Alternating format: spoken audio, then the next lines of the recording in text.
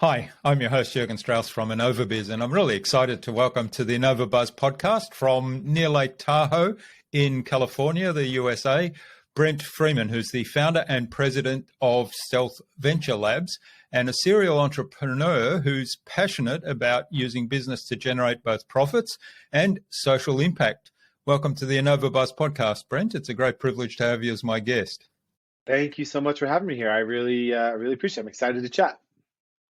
Me too. Now, I know one of the things you talk about, and we had a bit of a laugh about it just before we started recording, is the finding joy in all the work you do. So that's one area that I'm really looking forward to exploring with you, because I know you've done a lot of different things in your entrepreneurial journey and probably suffered some burnout at some various parts. And so coming back to that path of finding joy is something that I think we can all learn from. I'm also really interested in this balance between building profits and social impact. And I just publishing today, I think, the conversation I had with Simon Robinson from Holonomics, who very much preaches this philosophy. And so it's a really natural fit. Awesome. But before we get onto all of those things, Brent, what's the impact you're making in the world today? Depends on who you ask. I think,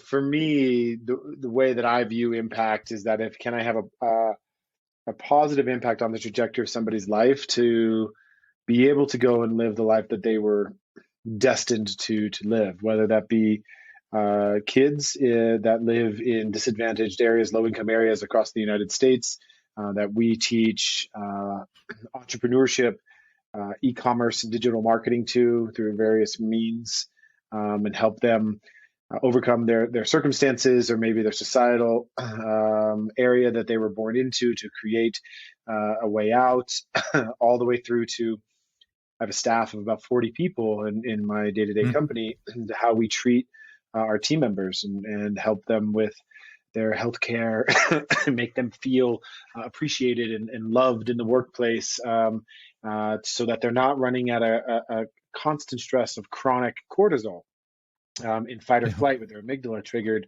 at all times, which compounded over time creates disease and disharmony and all sorts of issues, through to, my community of friends, people whom I work with and or are just friends with and mentor and help them rediscover joy. And something that you made mention to at the beginning of that, I've through my entire path and journey as an entrepreneur have learned the hard way, chasing the program and what society tells you makes you happy, but rather than really investing in the things inside that make you smile from the inside out, which is what I refer to as our joy. So impact is not just financial. Of course, I donate to nonprofits and give back, and we have our own nonprofit. But impact for me is about today I measure it in, can I help another person on the other end kind of reflect on what brings them joy in their life, and do they start going in that direction more and more? Yeah, that's great. I love it. And this idea of society expectations in terms of what you should be doing and what will bring you happiness. I mean, one of the traditional views there, I guess, is do this, do that, here's the path. And when you achieve all these things, then you will find happiness. And you've turned that around, right? You say, well, first of all, find joy, find happiness, and then you'll start achieving things, provided everything's in alignment. I used to think that people chased money and then they became unhappy once they got there because they realized it wasn't fulfilling. But what I realized is that unhappy people chase money and then they end up still being unhappy because they're looking for money to fulfill something inside of them that isn't fulfilled.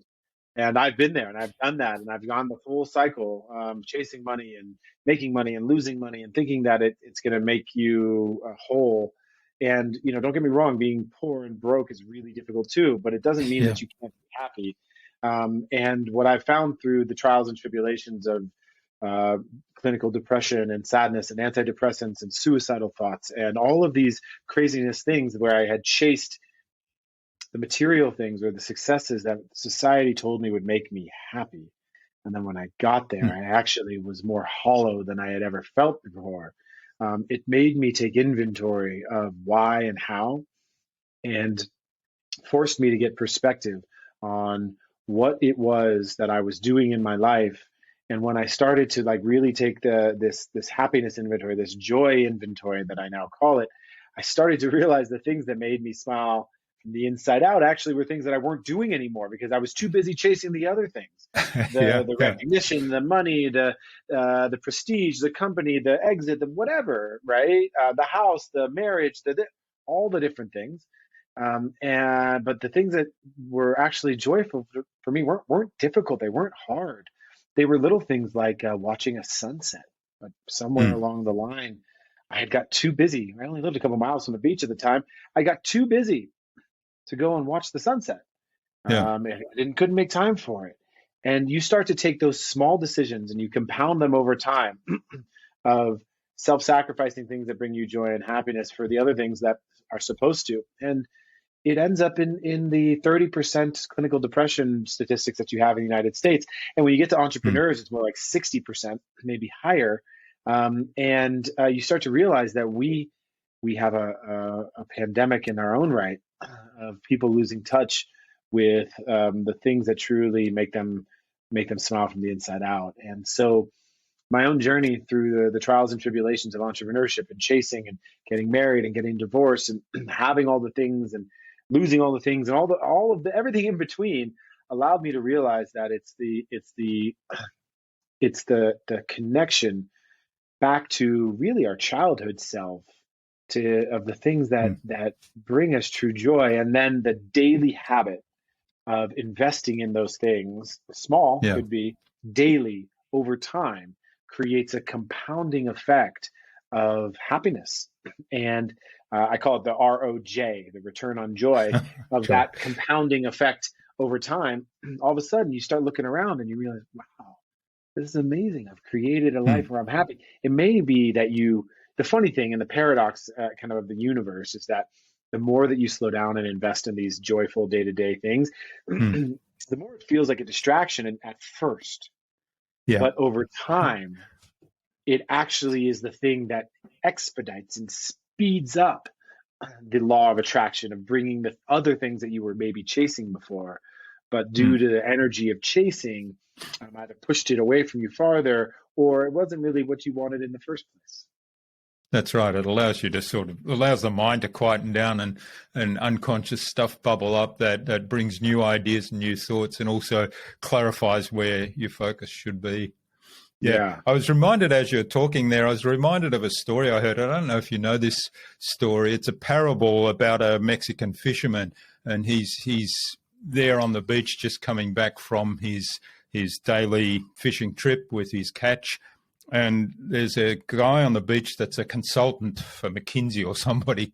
And he says, "Oh, tell me what you do." And so the fisherman says, "Well, I go out in the morning for a couple of hours. I fish, come back home, take the fish to market, sell the fish, and then I spend that's right. And then I'm done by noon." And the consultant says, "Well, what do you do for the rest of the day?" He says, "Well, I go home and enjoy sort of time with my wife and play with my grandchildren and just have fun."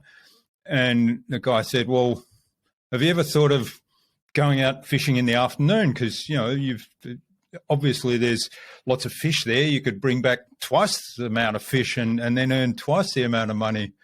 And the guy said, "Yeah, and then what?" He said, "Well, then, if you have twice the amount of money, you can start investing back into the business and you can buy another boat and hire another fisherman. And then two of you could go out for the whole day and bring back all these fish." And the fisherman says, "Yeah, and then what?" He says, "Well, then, you invest the profits back into the business and you double so you buy another two boats, hire another two fishermen, and so on. It just keeps going like this." And he says, "And then what?" He says, "Well, then you get, you become a millionaire." And he says, "Well, then what?" He says, "Well, then you can sell a business." And he says, "Well, then what?" "Well, then you can go home and spend time with your wife and enjoy your grandchildren." I have heard that, and it is brilliant, and it is so apropos to my life over the years. Currently, we get we're so inculcated in this program of society of what success looks like and the trajectory and the track that people actually aren't motivated by money. No. What people are motivated by is what money can bring, and money can bring freedom. It certainly can buy you, nice things and all those things. But actually what people want when they say they want money is they want freedom. Yeah. And so what I have done over the last 15 years of my entrepreneurial career is I have I've swung the pendulum in all the directions, chasing just the money for its own sake, giving back to, and just for its own sake, both businesses failed. And then in this current state of my career, I've really, really focused on being the fisherman who has enough to be able to share, go around and make an impact, but making sure that I'm enjoying the journey, because the journey is the destination. There is no other destination. We're not promised the end. We're not promised anything. And so I'm going to enjoy the ride. And now it's interesting. Science is starting to come out and back up what's going on behind here around understanding dopamine and what happens when people hit these big milestones or get these big things, and then they're unhappy. They sell the company. They work all these, they sell the company, and then they fall into depression, but they have the money. Why is that the case? And it's because dopamine is fleeting. It's not forever. It's a quick hit.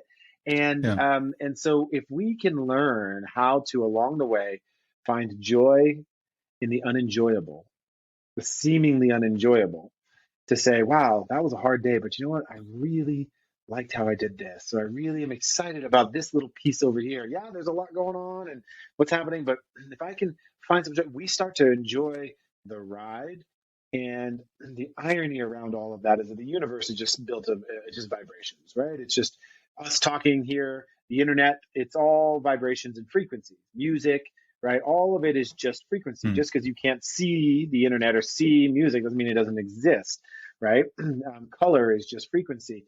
And so thoughts and emotions and your vibration that comes off of your body, whether you're nervous, you're anxious, or whatever, puts frequency out into the universe. And when we have the nervous, anxious, and all of that negative, low vibration emotions, we put out into the universe and that's what we track back. And so this idea of law of attraction that goes back to the Napoleon Hill days of Think and Grow Rich, the classic text, all the way through to today's work of like Dr. Joe Dispenza, for example, who is teaching how people can use meditation to tap into the frequency of the universe, whether it be, to heal or manifest a life that they've always wanted.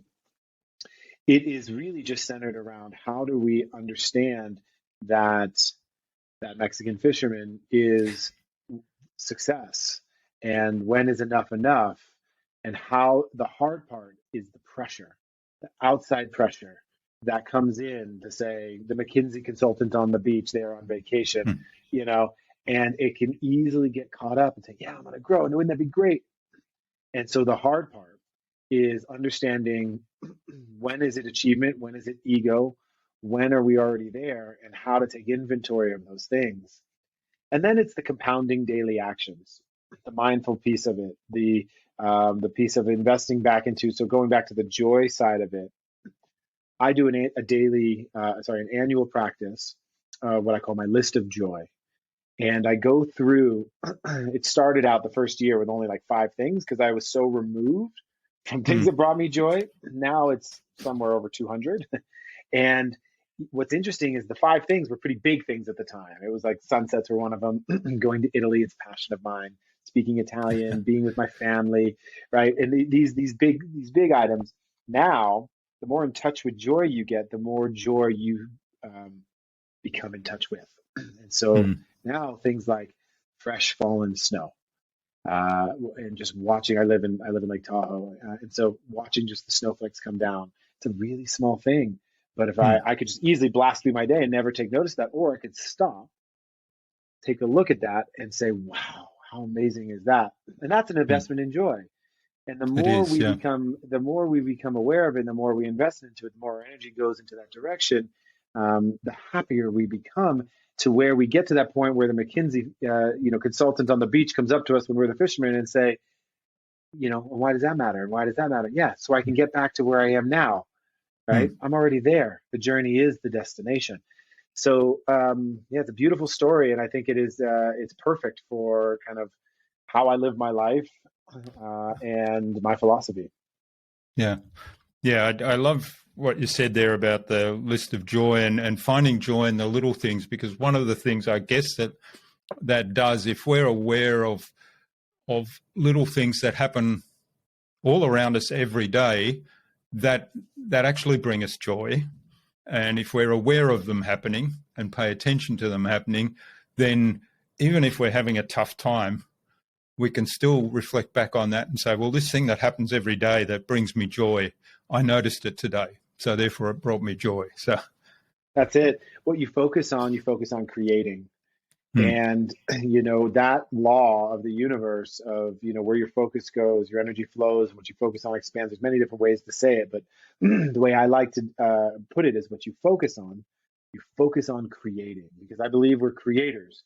And if we step into the power of creating every day, every morning I ask myself, what will you create today? Right here, what will you create today in my, right? I have one also on my coffee machine, right? And the idea of we are creators allows us to say, okay, I'm in control. And if I'm in control, even in the world of things that can seem uncontrollable, tough times, loss, failures, sadness, all of that, there are moments of joy throughout our day that if we tap into them, can be the respites and the breaths that we need to give us hope. And those moments can come in the form of I have dogs. I have just that morning cuddle with a dog, or just stopping to recognize how much they love you, and how, and just looking at them and being with them and connecting with them in spirit. It could be, going for a walk. It could be just the feeling of fresh air on your face. There is nothing too little that can bring us joy. It's just a matter of getting back in touch with it and being mm, mindful of it, and then investing in it daily, because life's hard. There's no sugarcoating it. Nothing is yeah, easy. And so if life is going to be a difficult journey, difficult journeys don't always have to be unenjoyable. Difficult journeys can have joy along the way.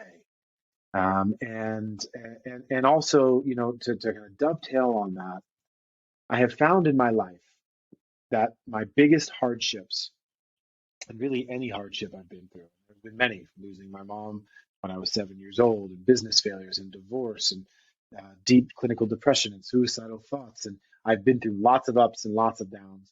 But the hardships that I've gone through, when you run an equator exercise of my life, and if I were to plot all of the hardships in my life on the below the equator, the hardest bits where I was at my lowest, invariably within a few months, weeks, and years, the joys, the highest peaks of my life were rooted in the seedlings of that joy. And so I've started to remind myself that my hardships are seedlings for future joy. mm, And when you're in that hardship, it's no respite. It doesn't help me feel, oh, this is great, one day I'm going to be joyful. But it does remind me that this too shall pass. And yeah. just like clouds in the sky, right? They're only temporary. They're only just passing, and the sun is always shining behind them. Mm. Yeah, I love that. That's a great message. I love that, and I love the metaphor. You mentioned a lot of kind of tough times that you've gone through Mm-hmm. there, and also earlier on you referred to you were in the rat race, you were chasing money, you were kind of just pushing, and you lost sight of a lot of things that brought you joy. Was there a moment where kind of you stopped and said to yourself, I have to change this? And what did you do then to, if there was that moment, what did you do to change that? Or if there wasn't a moment, what were the habits that you kind of put in place to change things? So I'm still in the rat race. I just know how to get off the wheel. Yeah, That's the okay. reality. So, Yeah. and the answer to your overall question of meaning, I run a company, I'm a for-profit business, we have clients that we serve. There's a lot of pressure around it. I just know when and how to control and regulate and pattern interrupt to be able to get off of the hamster wheel and understand when is that fish and time with my family enough, going back to the metaphor. So pattern interrupt is the key. What all pattern interrupt means is that if we're in high beta brainwaves, which is like the level of high cortisol, and stress, fight or flight response. What we need to do neurologically when we're in that state of fight or flight is we need to either have the thing that is causing us to have that fight or flight response go away, or if that thing, which used to be the lion on the savannah or the beast chasing us, but now it's the emails and the Slacks and the video calls and the meetings and right, and so it's constant. What we have to do is we have to pattern interrupt. We have to do something to break that high state of cortisol so we can come down into the alpha state. Alpha state is the creative state. So it goes beta, alpha, theta, and delta. Delta is sleep, and theta is your hypnosis state, where typically you're kind of like quickly passing through on the way as you fall asleep, that you don't really get into. It's your suggestible state. When you're in deep meditation, you're typically in theta, and your body is asleep and your mind is awake, and you're in this deep, restful state. And so going back to your question, what happened to me? There was a moment where I was living in San Francisco in a high-rise, beautiful penthouse apartment and had the Mercedes in the garage and like my own company and all the accolades and this, that, and the other. But as I sat there and I looked out the window, this kind of cloudy, foggy day with an unobstructed view of the bay, and it was amazing, I thought about taking my life.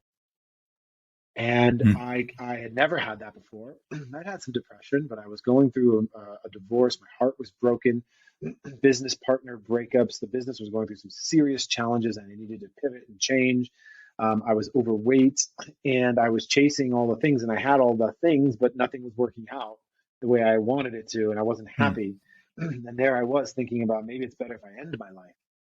And as I did that, going back to this cloud that I mentioned earlier, I literally saw the clouds pass, and it reminded me that emotions, while heavy, are like weather. It's like clouds. It's only temporary, and they're always passing, and the sun is always there. The sun is always there, no matter the weather in front of it. The sun is always shining behind it. And I had this like snap to moment where I said, fuck it. I'm going to go do something different today. Everything that I'm doing isn't working for me, so I need to change everything. And I canceled all my meetings, and I did everything. And I said, I don't know what to do. I'm just going to go to the beach. And it was in the afternoon. I'm going to go watch a sunset, because I remembered back to being a kid, how much joy that brought me with my family, and along the way, how, that I had stopped doing. So that's that day that brought me to the beach in San Francisco, Baker Beach. It's a super magical place. And I watched the sunset for the first time in years.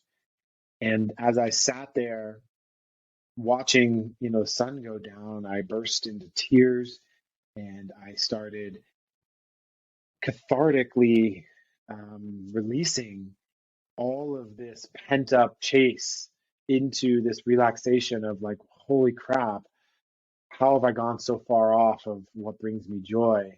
And I started thinking, no wonder I'm so depressed. I'm not doing anything that makes me like intrinsically happy.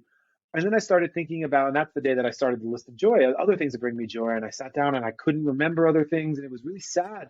But then I was like, no, I'm just going to sit here and remember back to when I was a kid. It was like mountain biking in Italy and, these different things. And I made this list, 5 to 10 items. And I made a commitment to myself that day to make these small daily investments into things that brought me joy. And from that day forward, about 5 years ago, it has been this compounding effect of happiness and joy. It's not all up and up. There's been ups and downs. When you pull back on a linear, it obviously is up and to the right. But in it, there's ups and there's downs, and there's trials and tribulations, and there's one foot in front of the next. But those daily investments into joy, and okay, Italy brings me so much joy, right? So that I went home that day, and I booked a trip to Italy by myself to Rome. I had lived in Florence in 2006 when I was in college. I hadn't spent much time in Rome, and I was an Italian minor, but I was really losing the language. And so I booked a trip by myself to Rome, and then just went and explored and met incredible people, and an Italian nonna, grandma, and her granddaughter, who became like my adopted family. Now we have a business together, and olive oil and pasta making experiences. And it was because I invested into joy that beauty then came out of it. And so I had a zeitgeist moment, and it was a pattern interrupt that changed the trajectory. And it was the pattern interrupt of saying, I am feeling this way, I'm feeling down, I'm feeling all these different things. I hit my rock bottom, and I'm gonna make a change. And that was my pattern interrupt. Hmm. And sometimes people have to change when they hit the rock bottom. Could, for whatever reason, it's not bad enough. And I think what's beautiful about what's happening right now is there's a lot of people who are making the change, not in just the pain and in the suffering, but they're making the change out of self-actualization desire. And they're saying, actually, that sounds pretty good.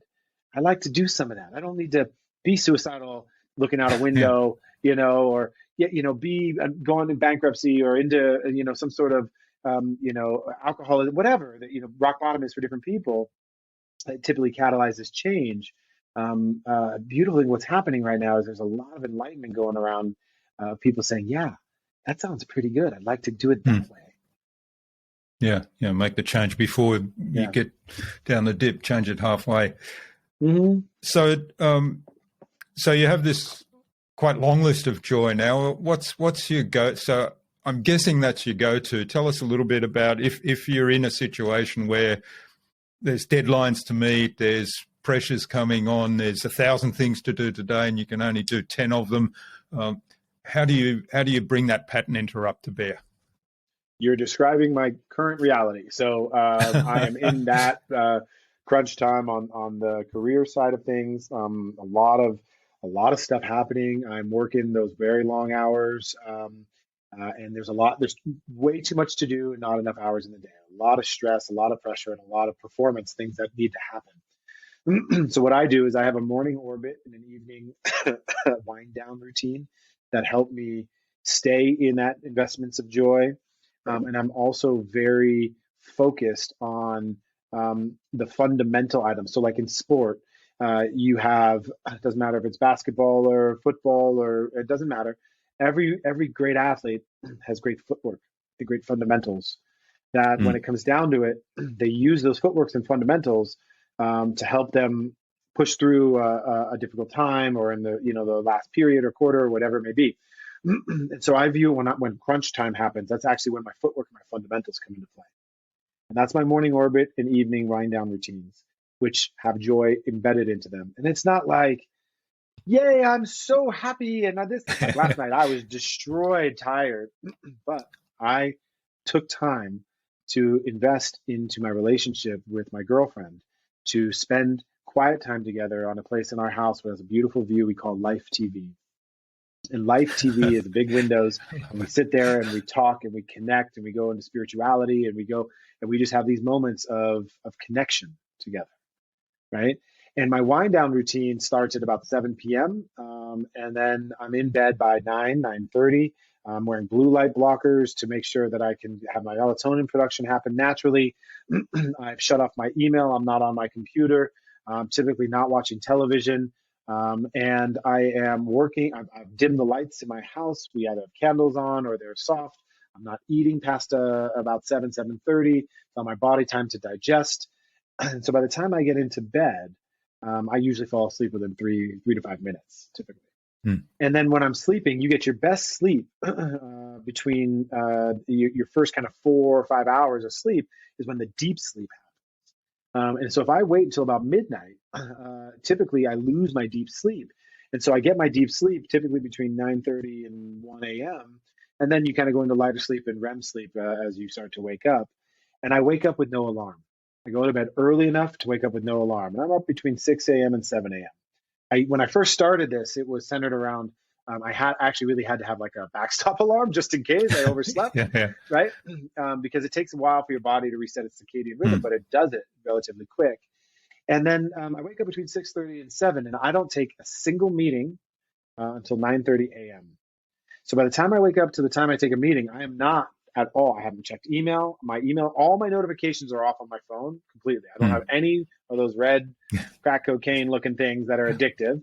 I don't have any news outlets. I've scrubbed it from my life. The first thing I do when I wake up is I am typically trying to read something that is inspiring, a quote, listen to something, a talk on YouTube. And your brainwaves are moving at the fastest it can between when you wake up and when you, like the first 20, 30 minutes. And I go into subconscious priming. I have goals and affirmations that I say right before I go to bed and right when I wake up. Last thing I take in and first thing I look at. And then after I do my affirmations, I go into a meditation. And I do meditations between 20 minutes and 90 minutes, depending on how early I wake up. Guided, always guided, using music, and there's lots of stuff on YouTube, and Dr. Joe Dispenza is amazing, and there's lots of other amazing meditation gurus out there. Then I have a little infrared sauna in the house. I do hot cold therapy, infrared sauna, cold plunge, and I haven't checked anything. I haven't had coffee, nothing. Right. Then after that, I do a stretching yoga routine, 20 minutes, some push-ups, some sit-ups, things like that, stretching, get my body moving. Now I have coffee. And now I sit on live TV and I invest in joy. My dog cuddles with me. My girlfriend usually is there. We spend, even if we only have 2 minutes, when we're busy and a lot going on, we stop and we say, no, let's just take this in. And we ask each other, what are we going to create today? And we tell each other, okay, this is what we're going to do. And then off to the races. Shower, cool, come into the office. And so even amongst the most busy days of my career, which I'm in right now, I am stopping to on my fundamentals and my footwork, if you will, my orbit, my wind down, and I'm investing in the things in those areas that bring me joy. And as I get to the weekends, and if I have more free time, now I'm looking at different areas where I can maybe be more active or do other things that are on my list. But snowed here last night. So I stopped and I looked at snow on my list. We're going to Italy for Christmas. So I went and I looked at places and how we are going to go and plan that trip. That's an investment in joy. Does that make sense? So it's just about being mindful and conscious about it. Yeah. Even amidst busy times.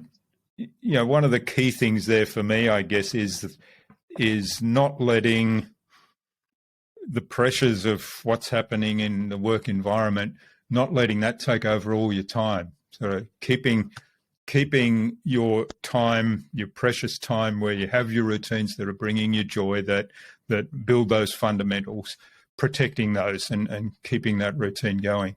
And the paradox of that is that you're actually a lot more productive in the times when you are working then, and you probably get more done. That's it. We have a desire to, when we're super, super busy and slammed, to just work. And we think that is going to solve it brute force. And I've learned the hard way that all that leads to is burnout, more stress, that high cortisol. And you can't solve, Einstein said, you can't solve problems at the same level of consciousness that created it. And so you need to pattern interrupt. And the way you pattern interrupt is actually by creating some white space.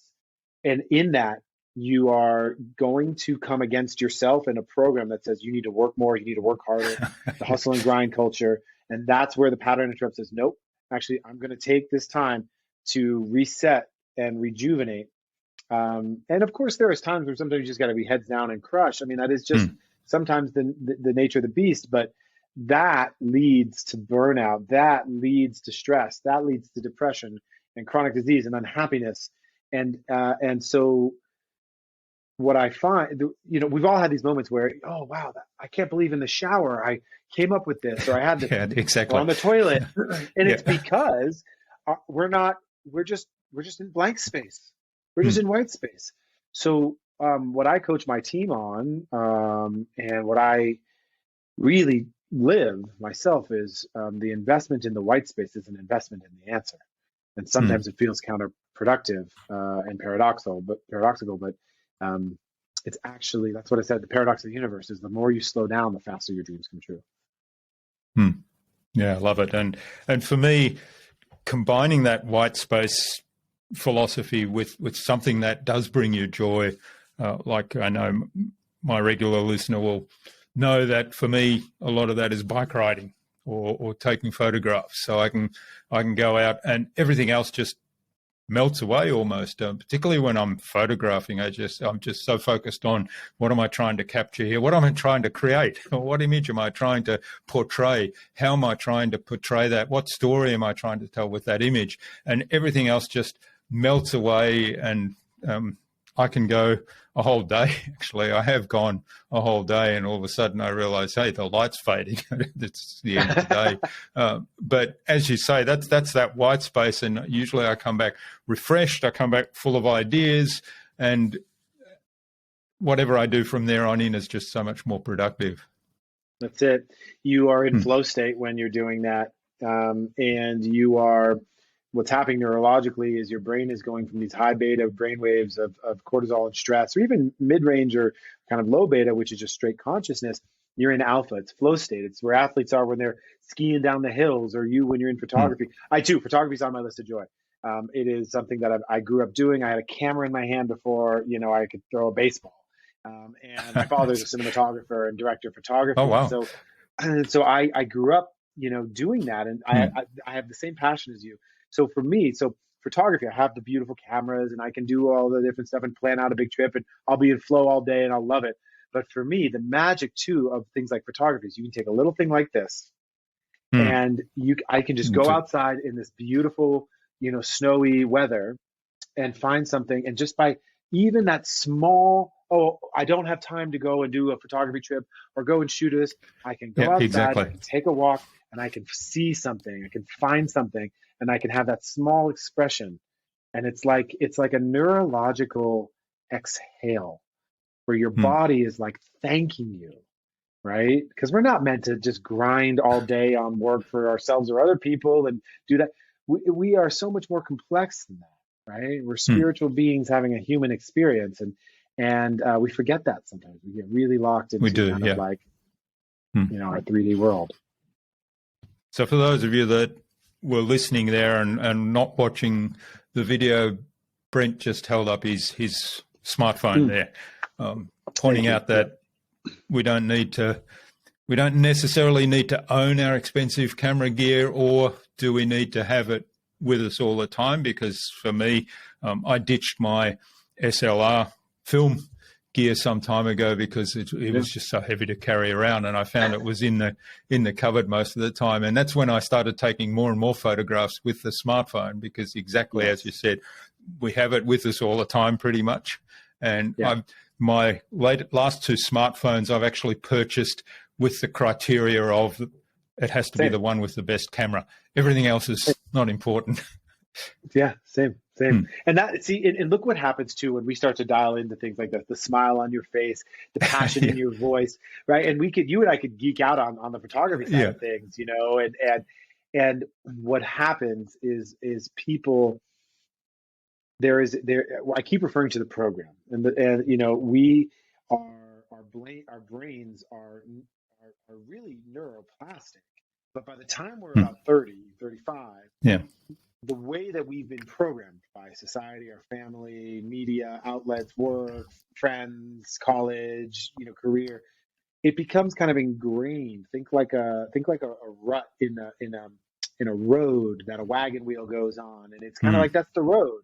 And that's the way we do things. And it's the patterns and behaviors. And that's the program. This is how you should look, feel, act, do what is societal, everything. And people become either afraid of really rediscovering who they are, or they've just lost so much touch, right? It's just straight up Peter Pan, going back to Neverland, of forgetting, what it was like to be an adult, to get back to, the joy of being a child again. And then when you get adults like us, and we start having the conversations around like photography, a passion, and things like that, we start getting back into our child's mind. We start getting excited. We have these big smiles, dopamine release, the serotonin. It's this beautiful scenario that changes our neurochemistry. And as we do that, we start to be more hopeful. We start to be more happy. We start to attract more of that, right? And at the beginning, just like getting back into the gym, if you haven't been to the gym in a while or ever, you're going to break down lactic acid when you go back to the gym physically, and your muscles are going to be sore, and it's going to effing suck for weeks until you break through a plateau, and then all of a sudden the endorphins hit, right? As you start to change your mind, the neuroplasticity of that is going to snap you back into old behaviors. It's going to be hard. It's going to feel difficult, and it's going to feel all sorts of emotions, guilt and worry and anxiety and things like that. But repeated behavior over time creates the law of neuroscience is neurons that fire together, wire together. So the more you do things, the more it becomes the way.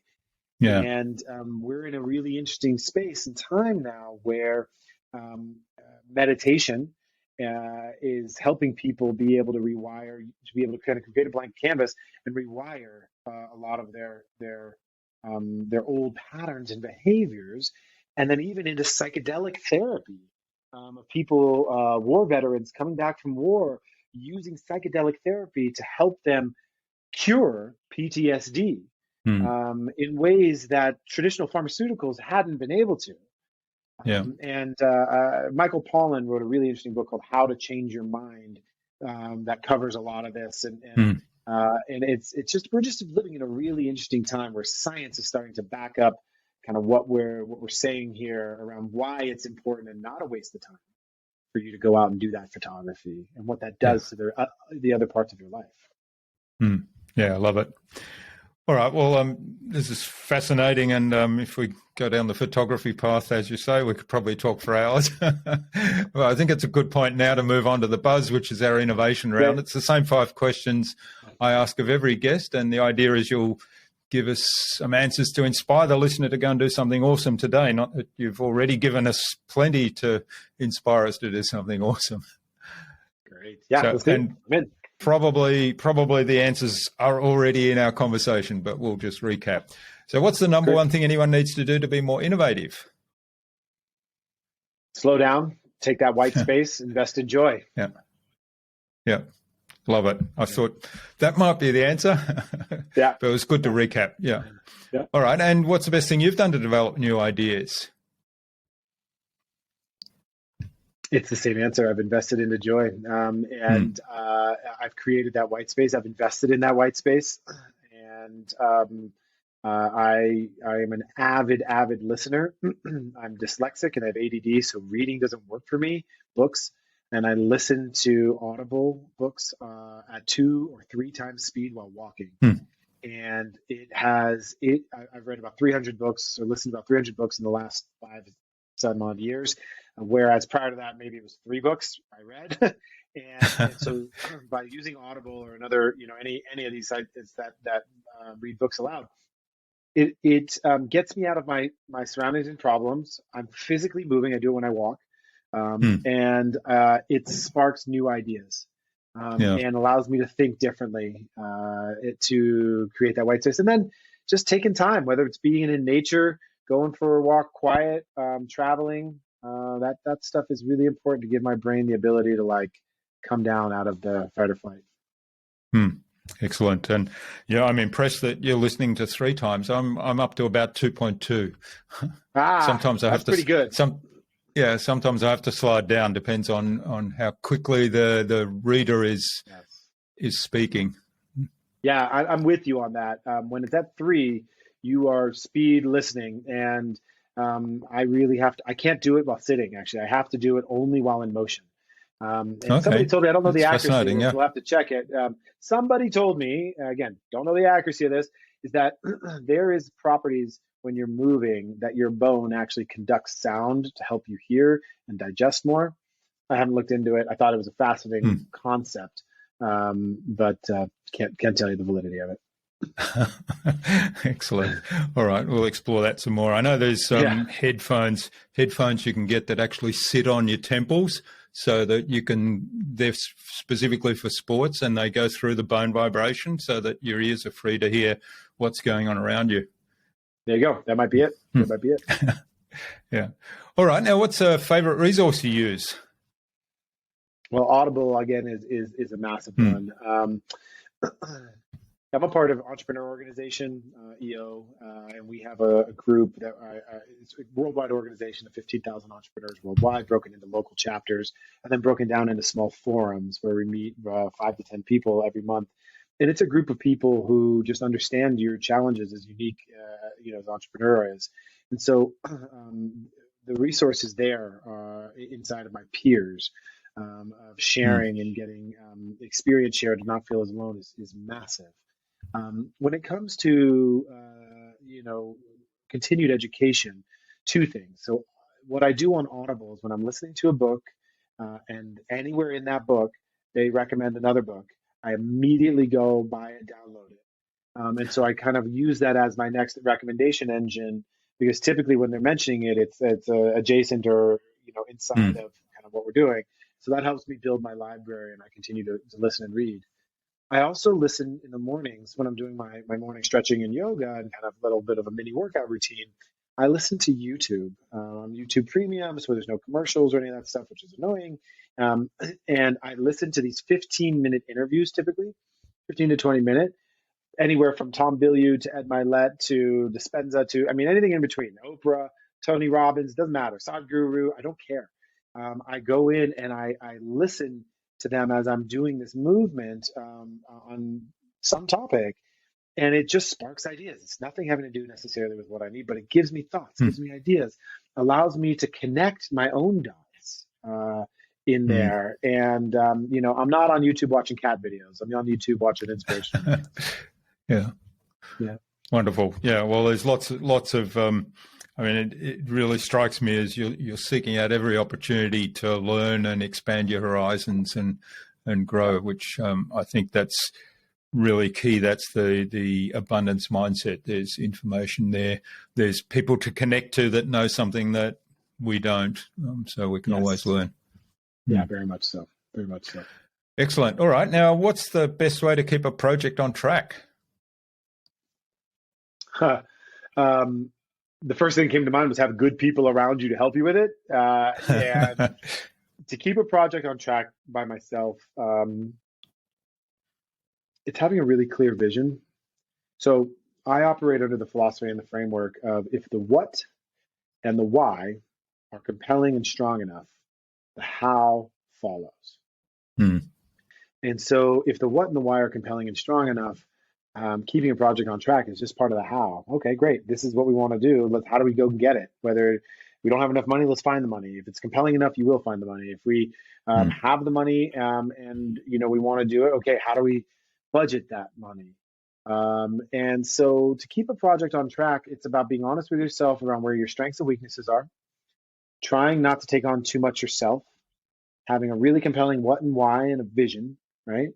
And surrounding yourself with great people who can help you make that dream a reality. One of the biggest strengths anyone can have is knowing when they need to ask for help and knowing when they can, knowing how to bring other amazing people in to help them achieve that vision. Yeah, that's a really important point, and I think most of us tend to wait far too long before we ask for help. And the other thing, of course, that's key in that is sort of follows on from what you said about being really clear about the why and the what, the vision, is being able to articulate that vision in a way that everybody that you ask for help, that they can buy into it and that they can really see it the way you see it. Yeah, I agree with that. Yeah, fully. Excellent. All right. Final question of the buzz round. What's the number one thing anyone could do to differentiate themselves? It's a great question. Be authentically themselves. Going back to the program, it's there for a reason, to create order, to have systems, to be all of that. But that is not who we are. Sometimes people get into it and they're happy, and that's fine, or they're mediocrely happy or mediocrely sad, but it's not good enough or not bad enough to make changes. The best way people can differentiate themselves is be fundamentally true with who they are, what they're passionate about, what they believe in, what brings them joy, and be unapologetic about living a life that is rooted in those things. We don't. There's no dress rehearsal in life. And we're here. This is the show. This is it. And we all think we have until 90, 100 years old. We don't. Some of us might be lucky to get there. But the reality is that now's the time. And so to differentiate yourself, really drop into what's your superpower. What is that piece that makes you authentically you? You might have been suppressing it. You might not know, but somewhere along the lines, right? And get back to that and say, okay, what leads into those? What are things that bring me joy intrinsically that lead into that so I can be more authentically myself? A lot of times we show up in relationships, in business, and in the world, leaving huge pieces of who we are at the door and only stepping through with a small fragment of who we think people need us to be or see. And when we look behind, or we look to the side, or we look through that door again, we go, oh, I wish I really always loved this, or I wanted to do this, or, Mm. and people go, oh, one day. Well, my message to the Yeah. world is, let's make that one day today. Today. Yeah. Excellent. Yeah. I love it. Yeah. And part of that, of course, is really building that self-awareness of what is my superpower, what are the things that really define me as a person, and then becoming comfortable with that. And I guess the list of joy is certainly one way to learn more about that. Yeah. And it's a practice. It's a muscle. It's something that I encourage all your listeners to do. It's simple. Sit down, write down things intrinsically, not extrinsically, not what you should feel joy with, but like typically when you think about it, you're like, oh, that was fun, or that was amazing. It's that little that little smirk, and you write them down, and then you say, well, I'm not doing any of those things. And it doesn't mean you need to go on a trip to the Andes. You might love hiking, or, great, go out and take a walk, get in nature, right? Or just, go and look at watch a little documentary on that. There's so many different adjacent ways to do it. It's just getting back in touch is step one. And having awareness is step one. And then you can kind of build on it from there. And the more you do that, the more you authentically show up as yourself. And the more you authentically show up yourself, the more you differentiate in the world, and people take notice. Excellent. Well, we'll summarize that as today's takeaway action. I think that's a really great one to feature. So thanks, Brent. This has been really fabulous. Now, where can people find out more about you, about all the work you do, your personal website, I know, and also the business? We haven't talked much about your business, but where can they find out more about that? Absolutely. First of all, thank you for having me. This has been a wonderful conversation, and I hope your listeners got some value. My core company is called Stealth Venture Labs, and we're a growth marketing agency for e-commerce brands in the United States and kind of around those territories. So stealthventurelabs.com is that core business. That's my day to day. And then my personal website is brentfreeman.me, brentfreeman.me. And I'm behind the scenes. I'm writing a book and working on a bunch of things that probably over the next 5 years we'll publish and do a lot more around. But I'm pretty busy with my day job. And I joke with my own mentor and coach. He goes, as I go through my different challenges, he goes, it's just another chapter in your book, right? And it's just another example. And so over the next few years, we'll be releasing more and more of this content kind of in book form and online form. But brentfreeman.me, and then Instagram is Brent __ Freeman. Excellent. Well, we'll have all those links in the show notes so people can check them out. And awesome. I look forward to the book as well. I love the metaphor. It's just another chapter. It's not the conclusion. Helpful. Yeah. Helpful. Yeah. All right. Well, finally, Brent, who else should I get on the show and why? Oh, great question. Two people. One is the mentor I was just telling you about. His name is Alden Mills. Beautiful human, former Navy SEAL, platoon commander 2 times, serial entrepreneur, founder of a $100 million consumer brand in the United States. And then now all he's doing is teaching the world how to lead from a place of heart-centeredness. So his name's Alden Mills. And the other one is Finn Kelly. Finn Kelly is a dear brother from another mother who is he's a Kiwi, and he is teaching the world similar to kind of what I'm talking about on joy, but with regards to how to live a life of intentionality and how to use intentionality to create the life of your dreams. And he's got a whole framework and structure. He's a big time public speaker. And those two gentlemen you would love.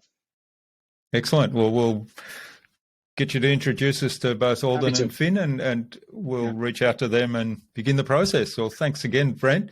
And thanks so much for sharing your time and your insights so generously today. I've loved the conversation. We've delved into a couple of my passions and the whole neuroscience and mindset area, and also touched on photography and a little bit on sport and some other metaphors as well. But yeah, it's been a great conversation. I'm sure there's lots to take away for our listener, and I wish you all the best for the future. And please do stay in touch. Thank you so much, Jürgen. I really appreciate it, man. This was great.